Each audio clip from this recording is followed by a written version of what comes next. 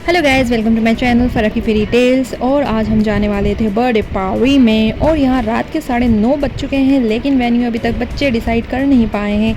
But finally decide होने के बाद हम निकलते हैं रजवाड़ा ढाबा की ओर। और ढाबे का नाम सुनते ही मेरे दिमाग में आती है चारपाई और खटिया और ट्रक, बट यहाँ पे दोनों ही मिसिंग थे।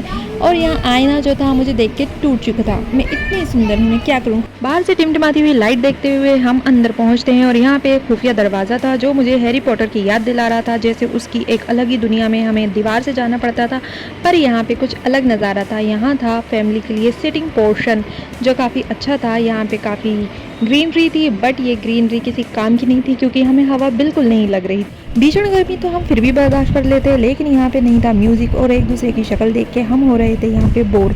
तो हम लोगों ने डिसाइड किया क्यों ना हम चलते हैं दूसरी जगह। लेकिन इन्हीं लोगों का एक दूसरा होटल भी था, रजवाड़ा ढाबा 2।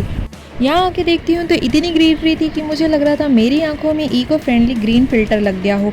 सब कुछ हरा हरा ही नज़र आ रहा था और मेरी नज़रें गड़ी हुई थी केक के ऊपर क्योंकि मुझे लग रही थी तगड़ी वाली भूख। और मैं बस ये इंतज़ार कर रही थी कब यहाँ पे केक मर्डर हो और मुझे केक खाने को मिले, क्योंकि बहुत ज़्यादा यमी नज़र आ रहा था।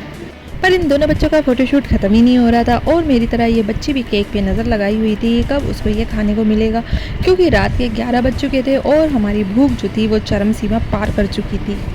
और फिर केक कटते ही बड़े से लेके छोटे तक के केक खिलाने का रिवाज यहाँ पे पूरा किया गया और केक खाते ही हमारे भैया में आ गई थी अलग ही लेवल की एनर्जी। और यहाँ बच्चे आ चुके थे नृत्यबाजी के मूड में, लेकिन हुआ क्या कि खाली पेट कोई डांस नहीं करना चाहता था ताकि कोई फ्लोर पे बिछा हुआ ना दिखाई दे।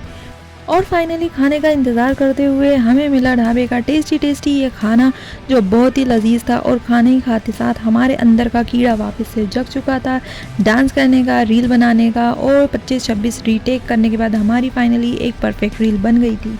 और अगर आप हैं भोपाली तो चाय की चुस्की हो जाती है लाजमी। और हम पहुँचते हैं चाय वाला। वहाँ की कड़क चाय गटकने के बाद हम लोग करते हैं थोड़ी सी पंचायती बातें, चुगली चपाटी, और हो जाता है टाइम घर जाने का। और बाकी आपको मेरा व्लॉग पसंद आया हो तो please like, subscribe and comment में ज़रूर बताइएगा। Till then bye bye.